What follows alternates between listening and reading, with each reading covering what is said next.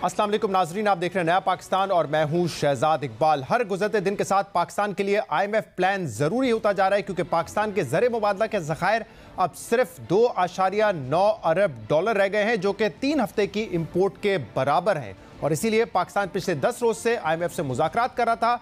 IMF की team Pakistan से वापस जा चुकी है। IMF ने पाकिस्तान के साथ MEFP शेयर किया है, यानी कि memorandum of economic and financial policy, लेकिन अब तक स्टाफ लेवल एग्रीमेंट पाकिस्तान के साथ नहीं हुआ है। और जो वर्चुअल इजलास है वो अगले हफ्ते से दोबारा शुरू होगा, जिसमें इम्कान जाहिर किया जा रहा है कि स्टाफ लेवल एग्रीमेंट हो जाएगा और पाकिस्तान को 1.2 अरब डॉलर की किस्त मिल जाएगी। लेकिन अहम बात यह है कि पाकिस्तान को डिफॉल्ट से बचने के लिए अब सिर्फ 1.2 बिलियन डॉलर की ज़रूरत नहीं है।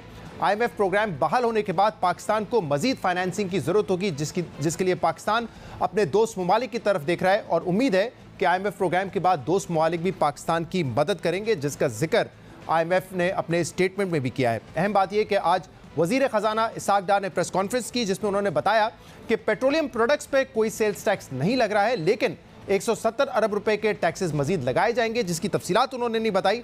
लेकिन ये बताया उन्होंने कि डीजल पर 10 रुपये लेवी में मजीद इजाफा किया जाएगा। उन्होंने ये भी कहा कि जो अनटारगेटेड सब्सिडीज़ हैं उनको ख़त्म करने की ज़रूरत है। मजीद उन्होंने क्या कहा, सुनिए।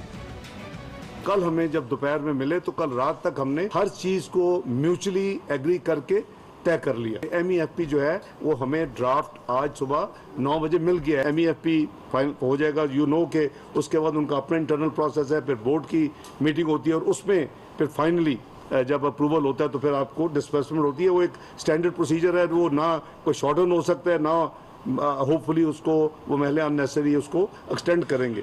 170 अरब के जो फिस्कल वेजेस हमें टैक्सेस लगाने होंगे। हमारी एनर्जी सेक्टर में जो रिफॉर्म्स हैं, मेन जो उसका थ्रस्ट है कि आगे जो फ्लो है उसको रोका जाए, जो अनटारगेटेड सब्सिडीज है उसको हम मिनिमाइज करें। गैस के सर्कुलर डेट में फ्लो को हमने जीरो करना है। पेट्रोलियम डेवलपमेंट लेवी की जो कमिटमेंट है 50 रुपए की डीजल पे दी, उसमें 40 पूरे हो चुके हैं। तो इस पे जो बैलेंस है 10 रुपए, वो हमें 5-5 रुपए 1 मार्च 1 अप्रैल को, but automatically that had to be done. Sales tax हमने पेट्रोल के ऊपर नहीं माना। हमने म्यूचुअली एग्री किया कि जो पेट्रोलियम जो ये प्रोडक्ट्स हैं इसके ऊपर सेल्स टैक्स नहीं होगा। जनरल सेल्स टैक्स का आपका तल्लक है वो ऑब्वियसली 170 बिलियन में वो जो एक आप जाहिर है कि किसी चीज़ों में कुछ आप करेंगे ना, टिंकर करेंगे आगे पीछे, तो वो उसमें वो शामिल होगा।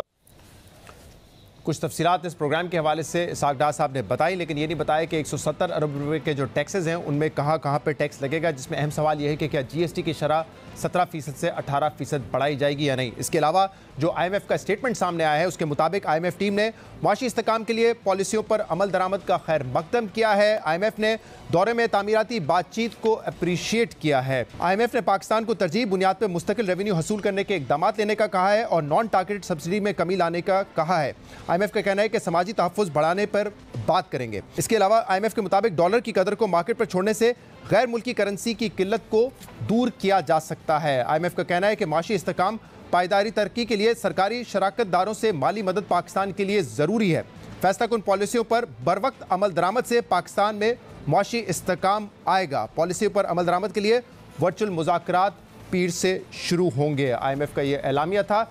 इसके अलावा मिफ्ता इस्माइल साबिक वज़ीर ख़जाना ये कहते हैं कि वो इक़दामात जो पाकिस्तान आज ले रहा है अगर अक्टूबर में ले लिए जाते तो इतना नुकसान नहीं होता, क्योंकि आज पाकिस्तान के रिजर्व्स 2.9 बिलियन डॉलर पे हैं। मिफ्ता इस्माइल ने यह भी कहा कि अगर कोई और कॉम्पिटेंट शख्स होता तो शायद आज हालात बेहतर होते।